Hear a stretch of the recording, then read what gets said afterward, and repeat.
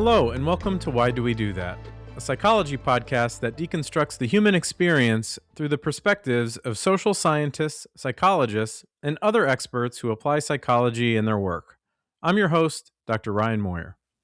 Why can trying too hard to make the best decision actually lead us to make worse ones? We're constantly being told to make rational decisions. Weigh the pros and cons, compare our options, calculate the risks, and choose whatever gives us the best possible outcome. That sounds reasonable. But real life rarely gives us choices that can be neatly reduced to a formula. How do you compare a high paying job with one that gives you more time with your family? Or decide whether spending your Saturday getting ahead at work is really better than visiting someone you love? Today, I'm joined by Barry Schwartz, an influential psychologist and the best selling author of The Paradox of Choice. His latest book, Choose Wisely: Rationality, Ethics, and the Art of Decision Making, challenges some of our most basic assumptions about what it means to make a good decision. In this conversation, we explore why numbers can give us a false sense of certainty, why searching for the best option can leave us less satisfied with whatever we choose, and why good decision making requires more than simply following our gut or crunching the numbers. We also discuss the importance of judgment, knowing when good enough really is good enough, and even why a little regret can help us make better decisions in the future. So, if you've ever agonized over a decision, wondered whether you made the right choice, or spent way too much time trying to find the absolute best option, this episode might change the way you think about choosing altogether. So, why do we do that? Let's find out. Okay, today I am joined by Barry Schwartz. Thank you so much for being on today. It's my pleasure. So, Barry has a new book out called Choose Wisely: Rationality, Ethics, and the Art of Decision Making.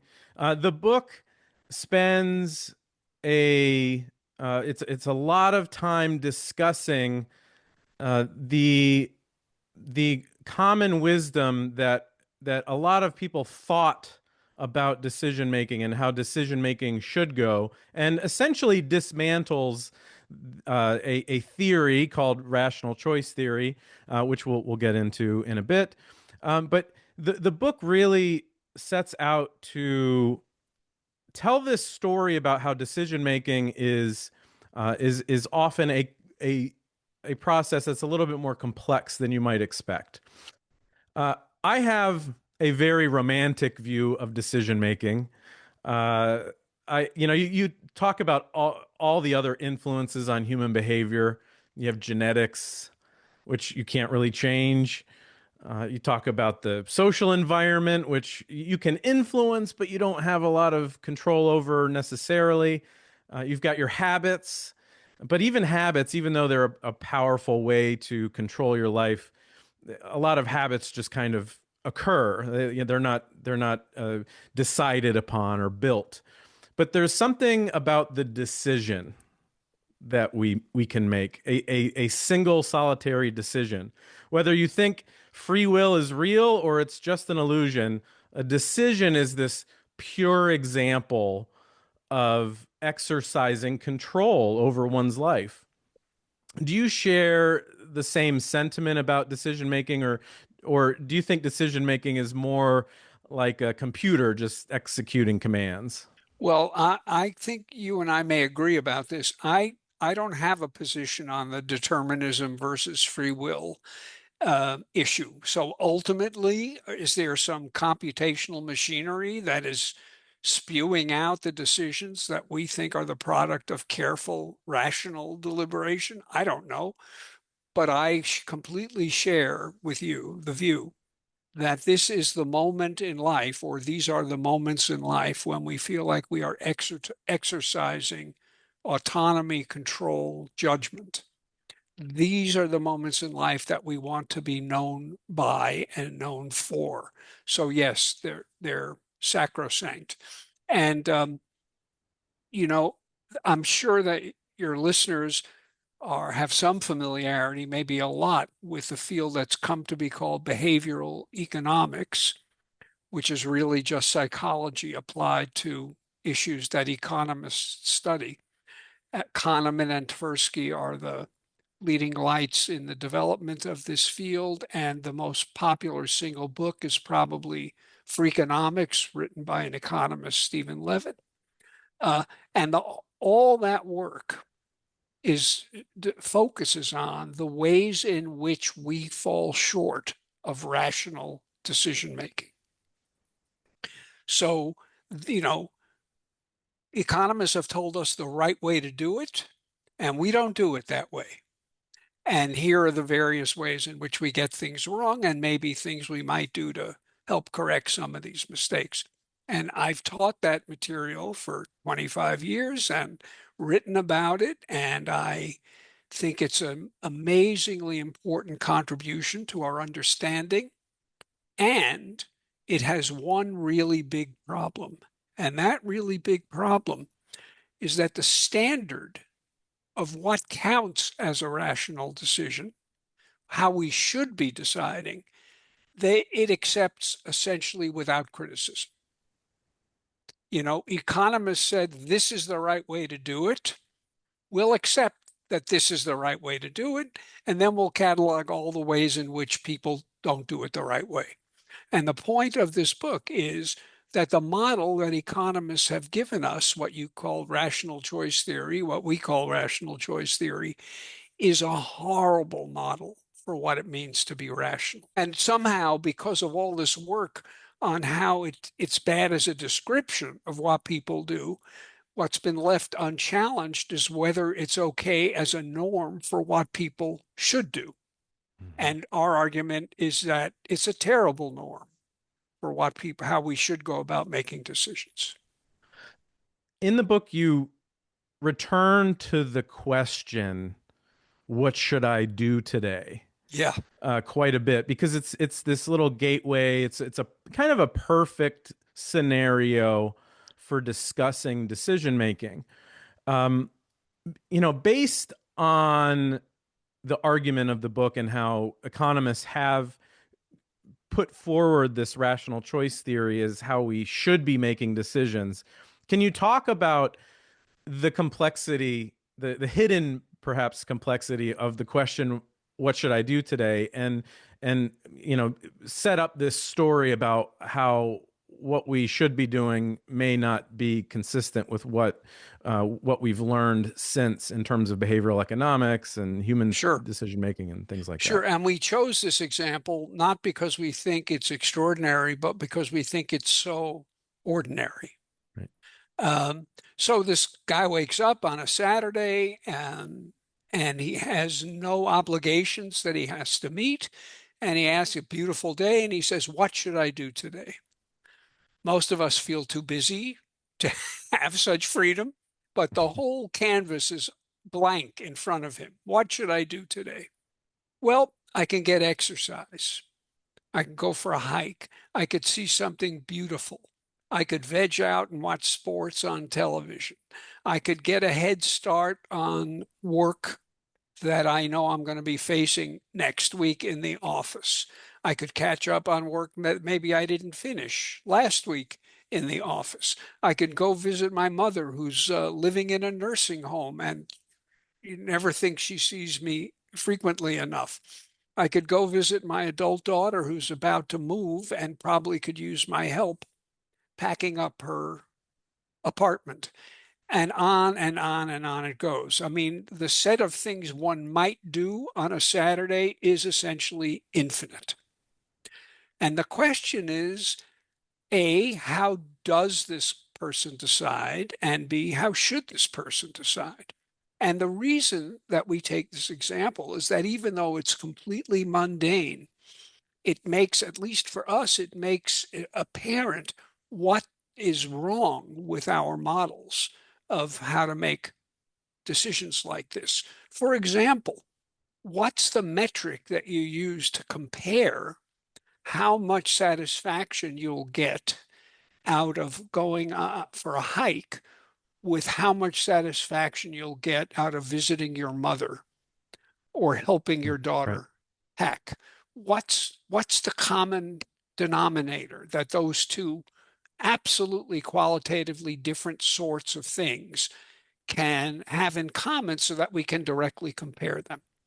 And uh, you know, our argument is that life is full of decisions that are where the options are not strictly comparable to one another. We call it incommensurability. There are no units of getting ahead in next week's work that you can trade off against spending an afternoon with your mother. Right. Eventually you'll decide, and you'll presumably decide on some basis, but it won't be anything like a formula that you can apply. And what rational choice theory tells us is that the aim of any decision is to maximize your utility, whatever that means. And in order to make a decision, you need to know two things. How good will the option I choose be for me? And how likely is it to be that good? The Hmm. world is an uncertain place. So you array all the options, you give them some sort of a score on goodness, you give them another score on likelihood, and you do the math, and out comes the answer. And so the model that they have in mind is like deciding what bets to make in a gambling casino Hmm. or at a racetrack, where indeed there are only two things that are relevant. How much do I win? How likely am I to win? We're familiar with that. And this notion that things can be compared effortlessly and quantified effortlessly is at the heart of what makes rational choice theory so compelling. Hmm. There's a sense in which you're not an agent anymore. You just have to plug numbers into a formula, and the formula tells you what the right thing to do is.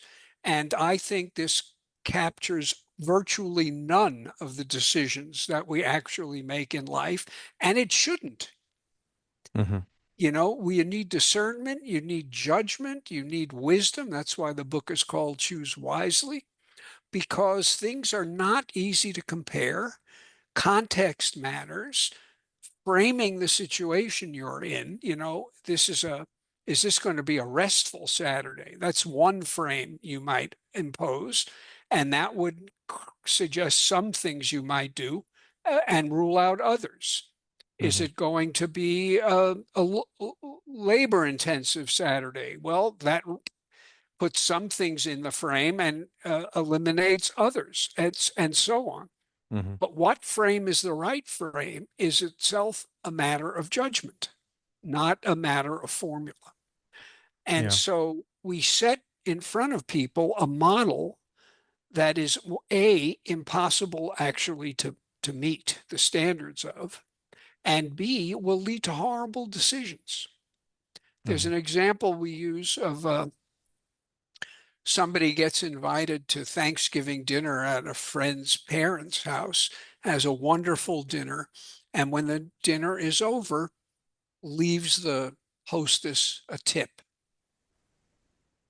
Now that seems wrong, I hope, to to you and to me and to anyone listening to this. You don't tip hostesses when you go to a family dinner. There are ways to show your appreciation. Leaving a tip is not one of them. Similarly, if you have a wonderful meal in a restaurant, you don't hug your server, Right. right? And we know that. So there are categories and understandings, norms about what's the right way to be thinking about options in this situation versus that one. And it's important that we preserve this knowledge that we have and take advantage of it instead of trying to homogenize everything into one single space where anything can be compared to anything else.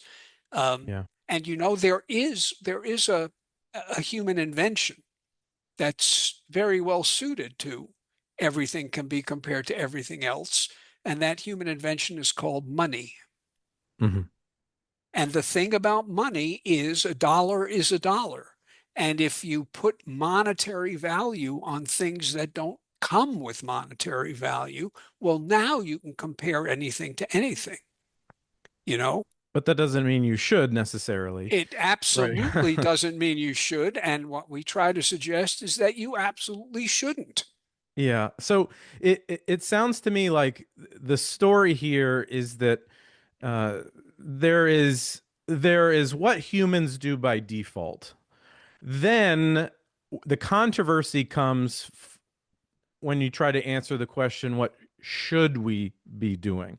And that Right. is what the book focuses on, which is, this rational choice theory of maximizing utility or maximizing value. So if you're deciding what to eat, it does help to decide a goal. Like there is no answer to the question, what's the best thing to eat, unless you establish a goal. So if your goal is taste, then you establish, I'm going to try to pick the thing that I think tastes the best. If you're trying to be healthy, this is what I think is the healthiest. Healthy could be lowest calorie. It could also be a specific set of macronutrients, right? Um, and in addition to that, there's that element of, well, you also have to estimate how well a decision fits that. And you kind of focus in on the book. There's this book called Thinking in Bets by Annie Duke. You brought up putting a Yes. dollar amount to something. And in her book, she talks about how we have to kind of focus on these probabilities that we're estimating, and we can use that to help us make better decisions. So if if there is something flawed about rational choice theory, and there's something flawed about our ability to estimate, what is flawed about our ability to estimate outcomes? Well, there are two answers to that. One is that, as the research in behavioral economics has shown, we're not really very good at thinking about or understanding probabilistic outcomes. And so we are likely to make a series of mechanical errors. Okay.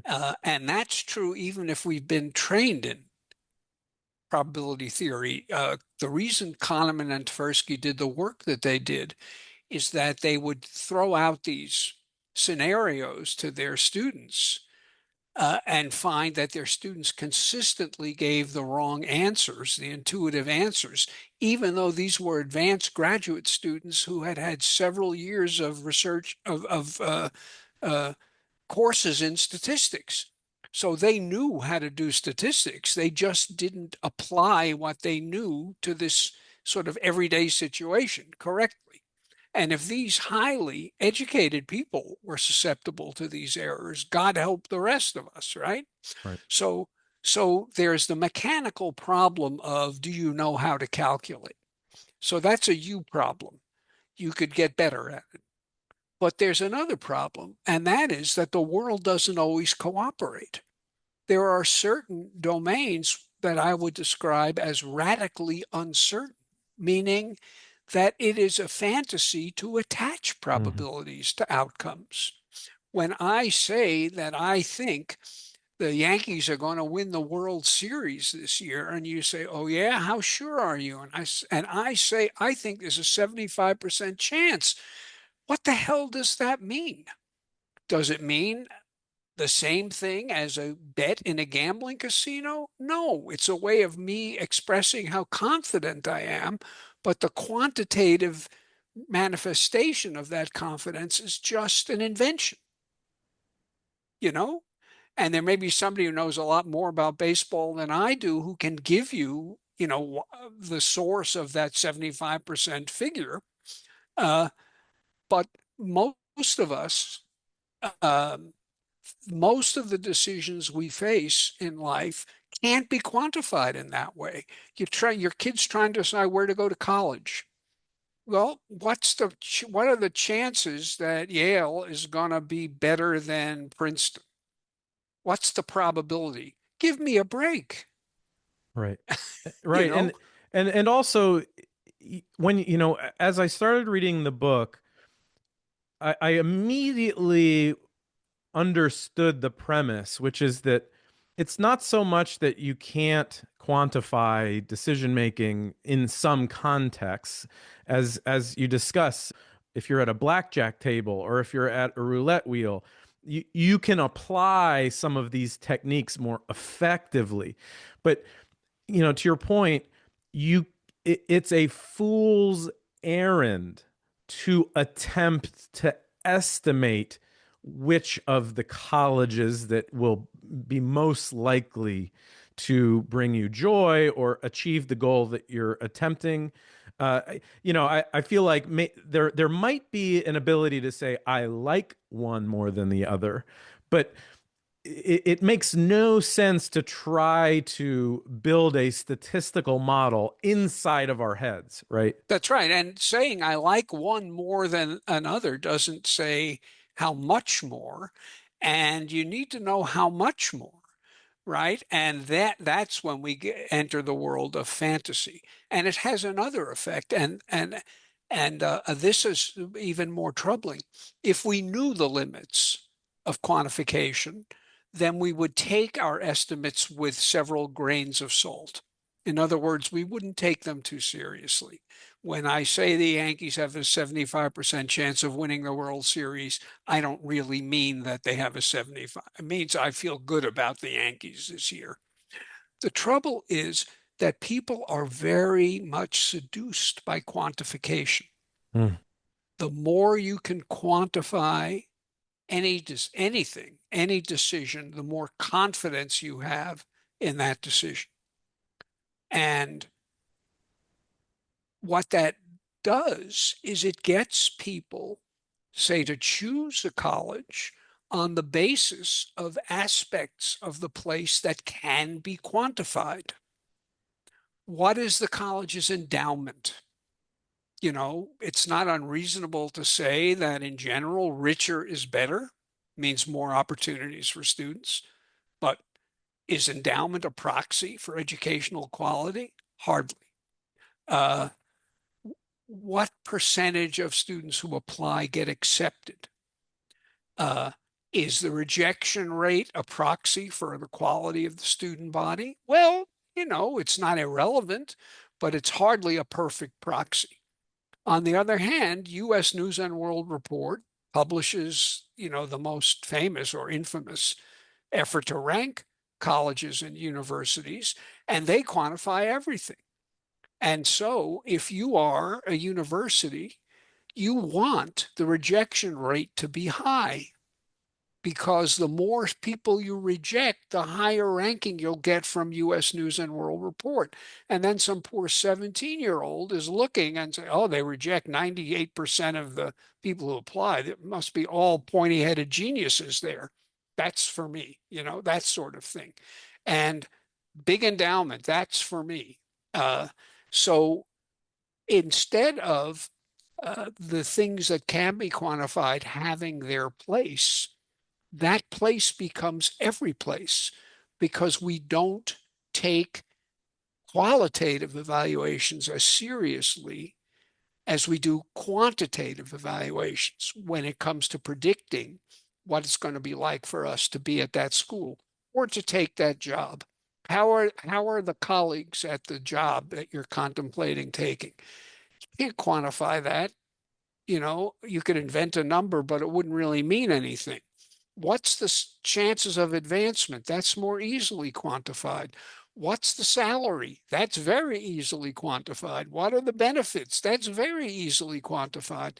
And so you end up choosing not on the basis of what you think is most important, but instead on the basis of what can be most precisely quantified. Yeah. So adjacent to this idea of the seductive nature of quantifying these pieces of our decision making is the idea of choosing quote unquote the best. right? Whether you want to call that maximization or optimization, which are not the same things, oftentimes there's this idea that we're trying to make the best decision. Let's put this in the context of, let's say I like to eat mixed nuts, and I want to find the best nut to buy at the grocery store. Let's say I just want to find the best nut, which is actually a balance of factors. So I want to choose the best nut, and I take 2 weeks and I try them all, and I look at the nutritional facts and the fiber, and I weigh that with how good each one tastes, and I decide that option A, the pistachio, is the best. Okay. Would you say that the 2 week or 3 week process that I went through of weighing these properties and deciding on one, should I have gone through this at all in the first place? So I wrote another book 20 years ago called The Paradox of Choice. And in that book, um, one of the key ideas is that looking for the best, that is to say, maximizing, is a fool's errand for two reasons. One is that in order to find the best, you have to examine every option, and the number of options in the modern world is essentially infinite. So you'll never put a nut, you'll never buy any nuts if you want to find the best mixture. And the second is that people who make decisions in pursuit of the best are typically less satisfied than people who are looking for good enough. They get better things, they buy better jeans, they get better jobs, and they feel worse about them. And so if the ultimate aim is for you to get some kind of satisfaction out of a decision, looking for the best seems to be self-defeating, because even when you find it, you don't, it's not as good as you somehow thought it would be. So, so my general view is that maximizing is a bad idea, even when the stakes are high, and it's ludicrous when the stakes are low, like which bag of nuts should I buy? Um, but it's the coin of the realm in rational choice theory. It's left essentially unexamined. I mean, why wouldn't you want the best? Yeah. Why would you settle for good enough when Yeah. the best is out there just waiting to be found? And in fairness, people who work within this framework do talk about things like search costs. So if there are millions of different options when it comes to nut collections, the cost of finding the best isn't worth the benefit. Mm-hmm. So you shouldn't do it. And no doubt there is some optimal amount of searching you should do to find a mixture of nuts that is good enough to meet your high standards, but doesn't consume a ridiculous amount of your time and energy. And you could probably calculate the optimum amount of time to spend searching for nuts and the optimum amount of time to spend searching for a job, the optimum amount of time to spend searching for a life partner. You know, life partner is to me a particularly telling example, because in these days of digital matchmaking, we have essentially an infinite number of possible partners. And so if we're out to find that special, perfect person that God has ordained is our match, we will all end up dying alone. Are you conceding that there is some value in going through this rational process, this systematic analytical process up until that point where it starts to become unreasonable? No, no, no, no. I think uh, rational choice theory, this kind of systematic, analytical, quantitative process has its place, but that place isn't every place. Okay. And if we try to make every decision situation we find ourselves in into the equivalent of a gambling casino, then we will really distort the kinds of decisions we face and how we should be thinking about them. So by no means do I think rational choice theory is just wrong and should be discarded. I think we need to, there's a step one that we don't take that we should, which is to ask, is this a situation to which rational choice theory applies? Is this a situation to which we should devote all of our analytical skills and energy? And the question here is it worth the effort? That's one. And two, is it really quantifiable in the way that it needs to be? And if you think it's not worth the effort, then you don't do it. And if you think to quantify it in that way is to distort it, then you don't do it. Mhm. So the first question you have to ask is the situation appropriate for using these tools, these analytical tools that I have? Having answered that question, no, you then have to ask yourself, well, then how should I go about making this decision? And we are not suggesting that people should go with their gut.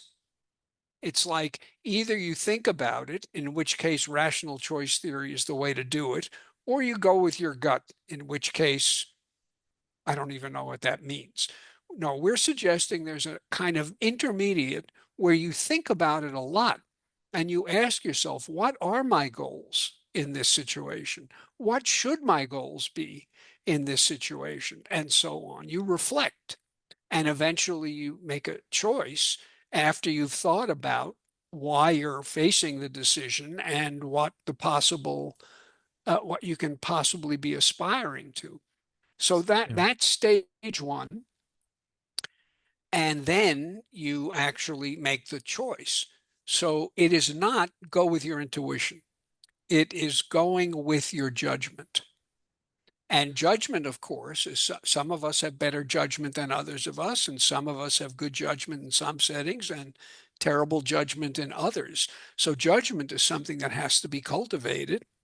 So when you make a decision, you have to pay attention to the results so that the next time around you'll do better, but not in a formulaic way, in the way that every situation is different, every decision maker is different, and learning how to decide is essentially what it means to be alive. Yeah. That's what we do. We learn how to make better decisions if we're paying attention. So let's stay on this a little bit.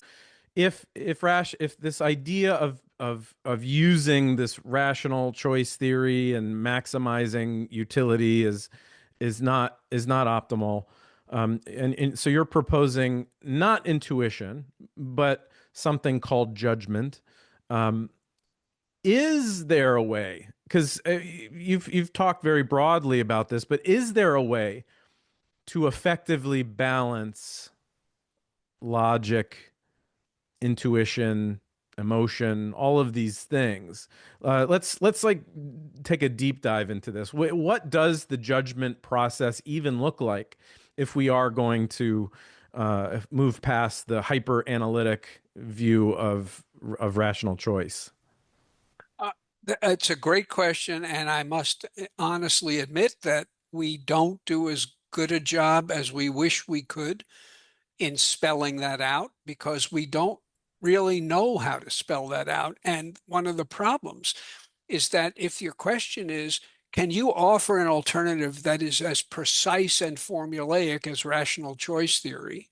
And if not, you've not delivered the goods.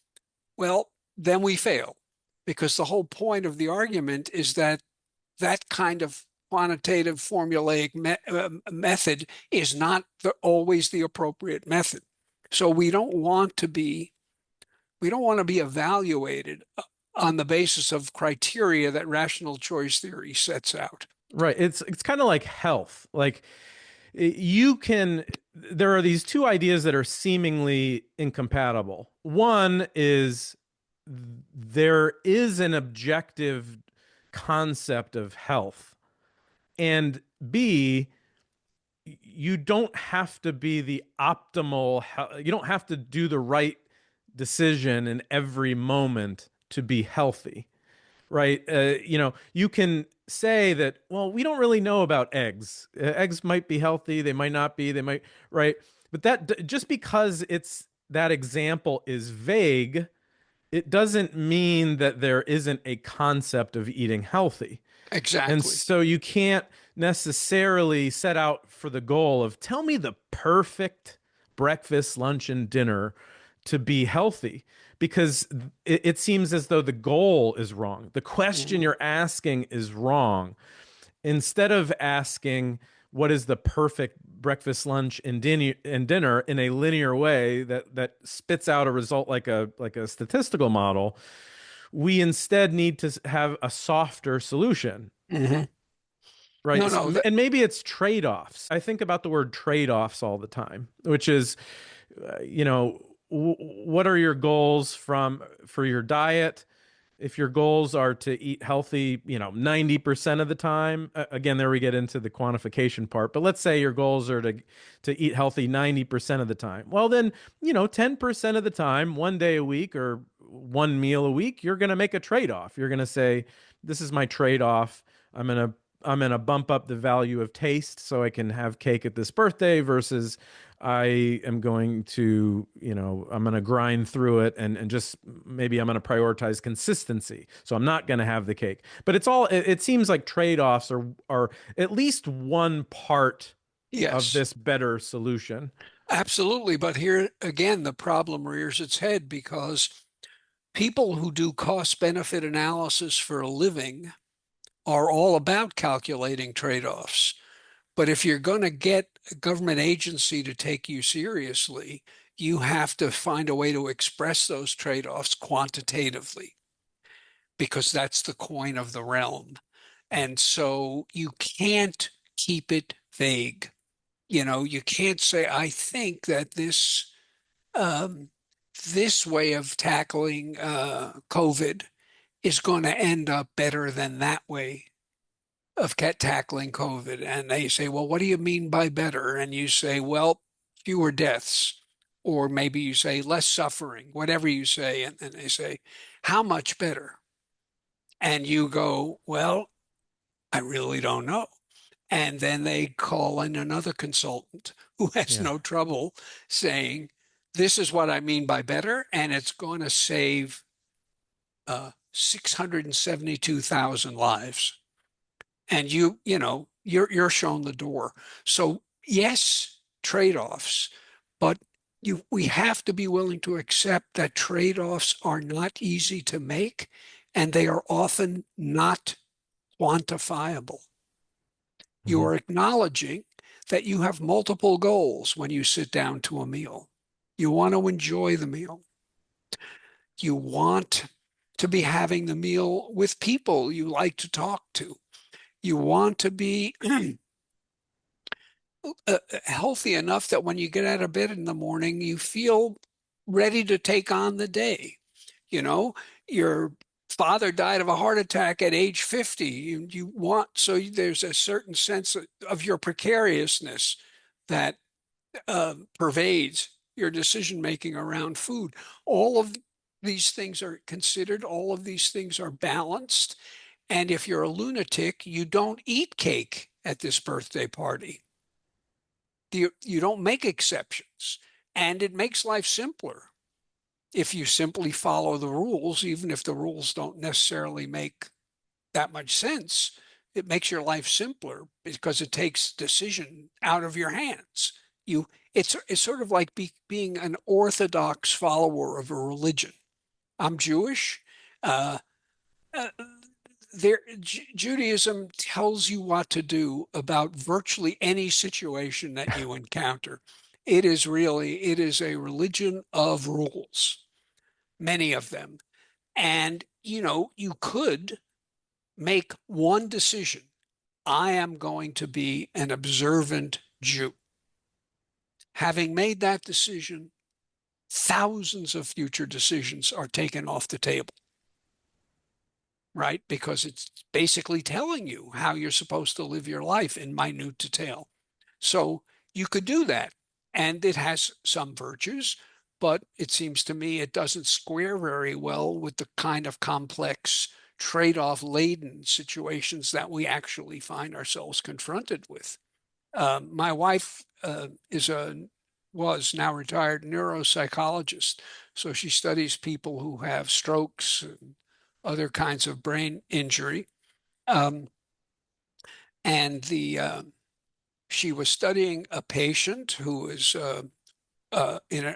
came from an Orthodox Jewish household and worked enormously many hours with this woman to help figure out exactly what the problem was and what maybe could be done to improve her ability to understand language.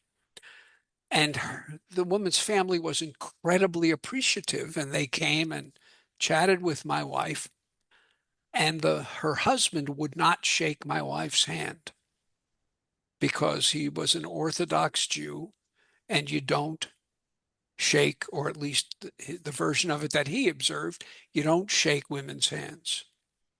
And he felt mortified because they were so grateful for what she had done. But, rules are rules. So that's one way to go through life. The world isn't very hospitable to that, but it simplifies the world you live in. So Or if you I could were to just, take that anecdote and reduce it down, trying to reduce an idea down into its very core, um, is what you're saying that the solution to making decisions that make us happy, or maybe happiness is the wrong goal, but making decisions that make us feel satisfied, is this balance of, we want values and principles so that we're not just winging every decision we make, but we also need the balance of flexibility. Like, is that the summation? Is there something missing from those two ideas? I don't think so. But notice how unsatisfyingly vague what you just said is, Mhm. right? We want some flexibility. Well, what does flexibility mean? What does some mean? It doesn't really solve your problem except to tell you to steer clear of any system that says there are rules and formulas, and to steer clear of any system that says just wing it.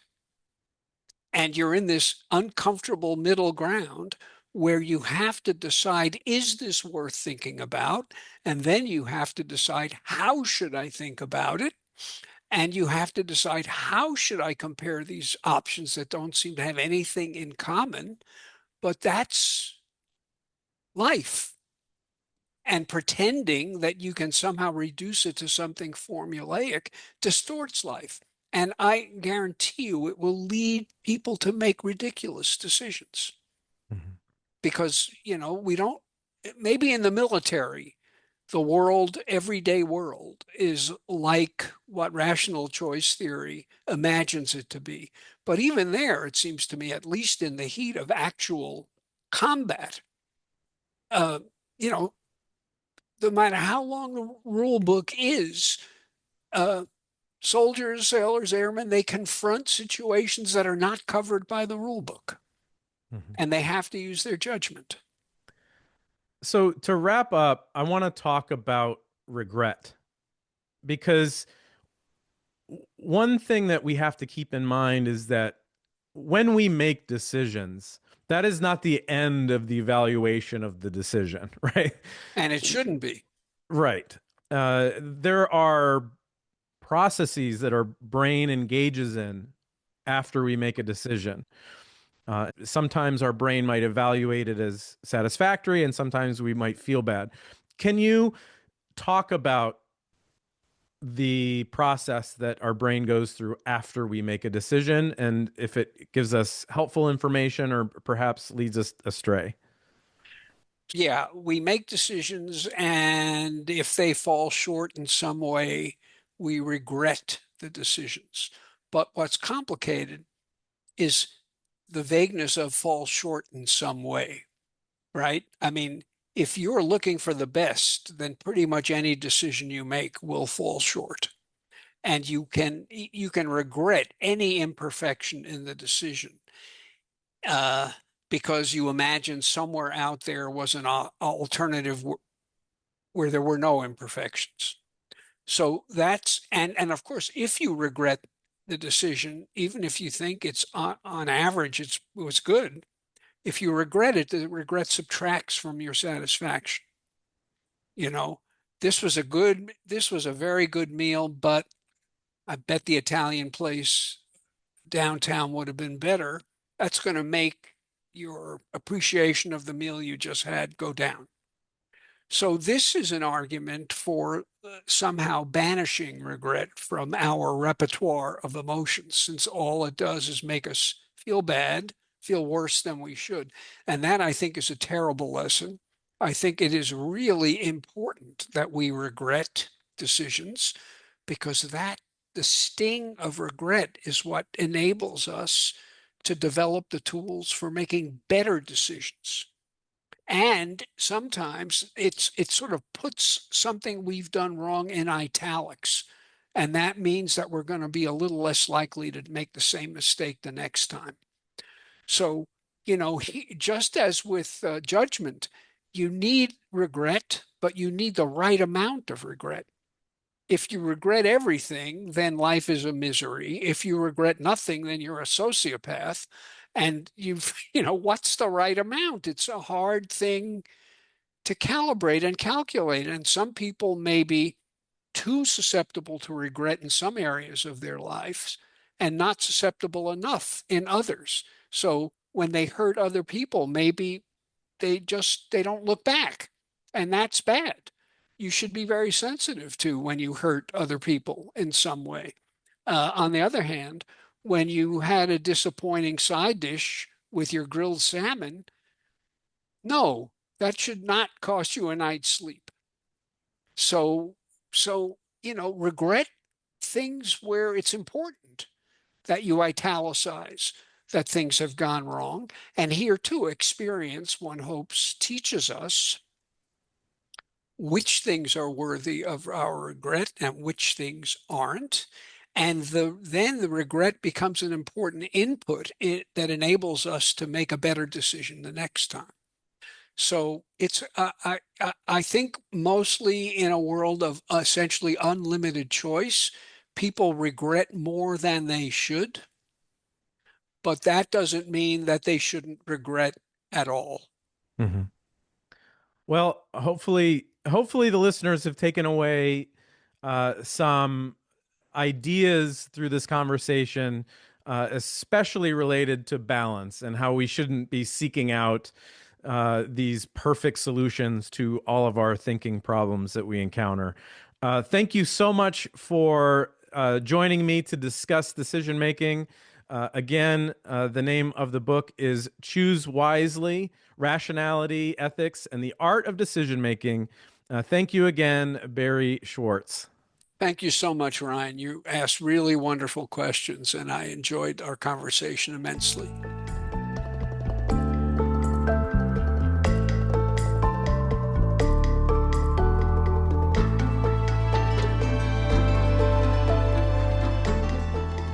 If you enjoy this podcast, please share an episode with 2 of your friends. Head over to patreon.com/whydowedothatpodcast to become a paid supporter of the show. You'll gain early access to episodes as well as bonus video content.